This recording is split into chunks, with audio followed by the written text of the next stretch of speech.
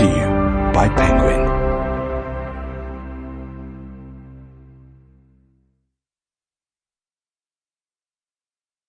And Another Thing.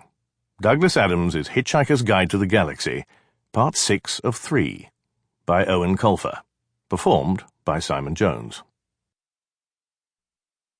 Foreword. If you own a copy of the Hitchhiker's Guide to the Galaxy, then one of the last things you would be likely to type into its V-board would be the very same title of that particular sub-ether volume, as presumably, since you have a copy, then you already know all about the most remarkable book ever to come out of the great publishing corporations of Ursa Minor. However, presumption has been the runner-up in every major causes of intergalactic conflict poll for the past few millennia.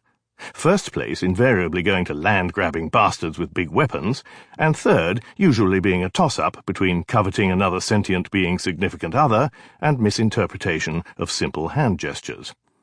One man's, "Wow, this pasta is fantastico," is another's, "Your mama plays it fast and loose with sailors."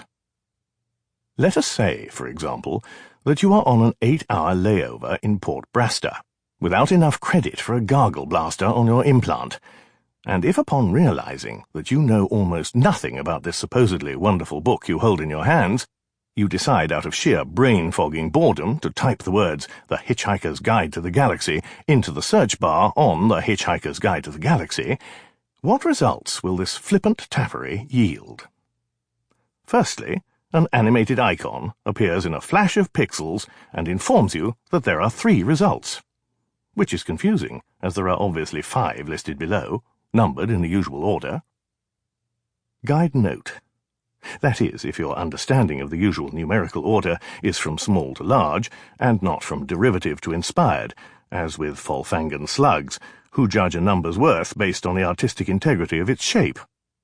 Folfangan supermarket receipts are beauteous ribbons, but their economy collapses at least once a week.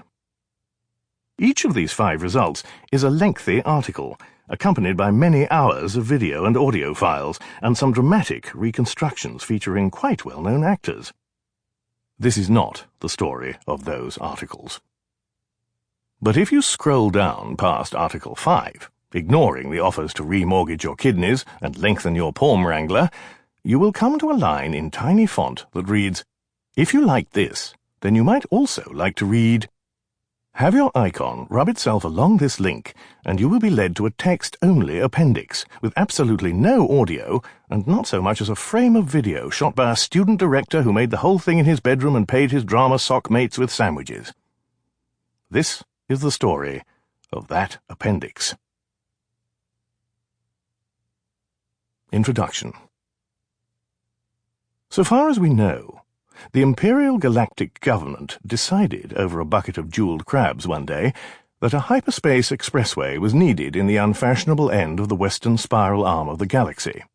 This decision was rushed through channels ostensibly to preempt traffic congestion in the distant future, but actually to provide employment for a few ministers' cousins who were forever mooching around Government Plaza.